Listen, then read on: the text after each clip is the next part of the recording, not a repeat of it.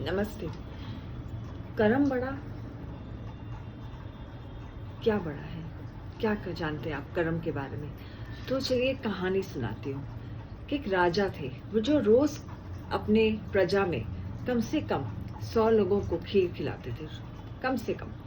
और ऐसा चलता रहा सिलसिला। बहुतों को पता था, ये सब पता था। और एक दिन राजा जब खीर खिला रहे थे तो 100 के 100 उससे वो खीर से मारे गए। कैसे?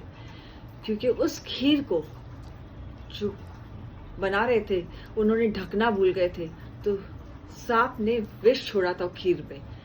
तो राजा को बहुत दुख हुआ, अंदर उनको इतना दुख हुआ क्योंकि ये इतने टाइम से चलता आ रहा था और तभी कुछ नहीं हुआ और सडनली ऐसा हो गया, तो बहुत उनको दुख हो गया। दुख हुआ तो उन्होंने क्या किया, उन्होंने सोचा कि मैं तो अपना राजमहल छोड़ के जा रहा हूँ और मुझे रहना ही नहीं है यहाँ पे, मुझे यहाँ रहना ही नहीं है, मैं जा रहा हूँ। उन्होंने अपना वेश चेंज करके वो निकल चले।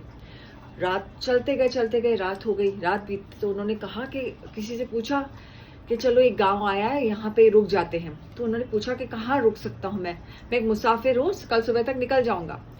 तो उन्होंने कहा कि यहाँ पे और मुझे कोई ऐसी जगह रुकना है जहाँ पे मैं थोड़ी भक्ति कर सकूँ। तो बोला इनके घर में जाइए, ये भक्ति करते हैं, मेडिटेशन करते हैं बहुत सारा, ये भाई बहन है, और इनके घर में रुक जाइए। गाँव वालों ने बोला उनसे। तो राजा वहाँ गए, उन्होंने कहा मैं मुसाफिर हूँ, मैं यहाँ पे रुकना चाहता हूँ। तो कहाँ रुक जाइए, बहन भाई थे और वो घर में बहुत सारी भक्ति होती थी, तो रुक गए।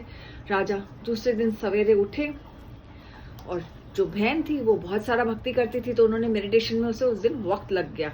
तो ब्रदर ने कहा कि आपने इतना वक्त कैसे लगाया? अपने सिस्टर से कहा, बहन से कहा।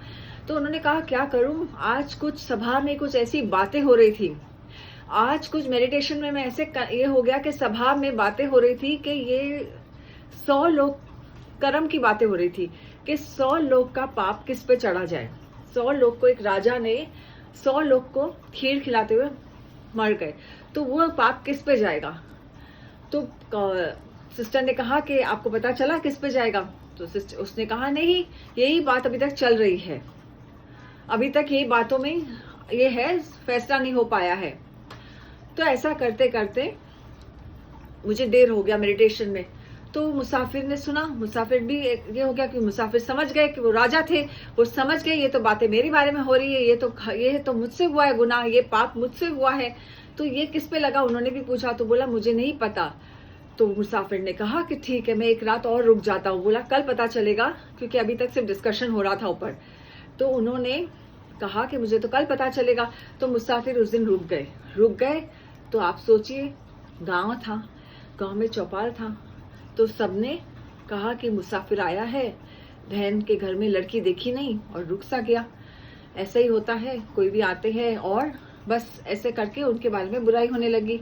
ये मुसाफिर के बारे में, राजा के बारे में नहीं होने लगी, मुसाफिर के बारे में होने लगी। लोग तरह तरह की बातें करने लगे और पूरा दिन यही बातें हुई।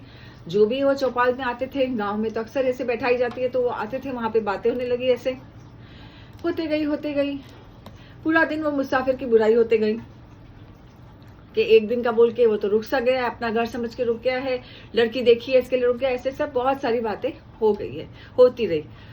तो दूसरे दिन जब भी सिस्टर फिर से मेडिटेशन में गई भक्ति करने, तो उन्होंने उनसे, जैसे वो मेडिटेशन के बाहर आई तो उनसे राजा ने पूछा, ब्रदर ने पूछा कि किस पे सजा लगी? तो राजा को कहा उन्होंने कि किस पे भी सजा लगने की जरूरत ही नहीं थी, मेरे पूरे गांव वालों के चौपाल पे सजा लग गई। तो इसका मतलब क्या है आप जानते हैं? कि वो सिस्टर भी जानती थी कि कौन है, और उसके बावजूद भी, और समझ जाओ कि हम जब किसी की बुराई करते हैं, हम भी जब किसी के बारे में गॉसिप करते हैं, तो उसका तो कर्म धुल गया, लेकिन हमारे पे उसका कर्म चढ़ गया, हमने उसके पूरे कर्म अपने पे ले लिए। तो सोच समझ के आपको बात करना है, सोच समझ के बुराई करनी है। जिसकी भी करते हैं, कुछ भी ना हमारा लेना था ना देना था, उधर भी जो बैठे थे ना उनका लेना था मुसाफिर से ना देना था, तो भी वो कहते गए। तो इसी तरह हमारे कर्म बनते हैं और ये कर्म हमारा पीछा, Karma always follows you, Karma always follows you and it will keep following you. तो अपने कर्मा से डरते रहिए, कर्मा संभाल के करिए, जो भी कर्म करते हैं संभाल के कीजिए। सिस्टर तो अपने में मग्न थी मेडिटेशन में, मुसाफिर भी, राजा भी अपने में मग्न था, ब्रदर भी अपने मेडिटेशन में मग्न था। दुनिया को इतनी प्रिय थी कि उन्होंने पूरा कर्म ले लिया उसको। तो ऐसे ही हम भी दूसरों के कर्म उठाते हैं, तो आपको ध्यान रखना है इस बात का।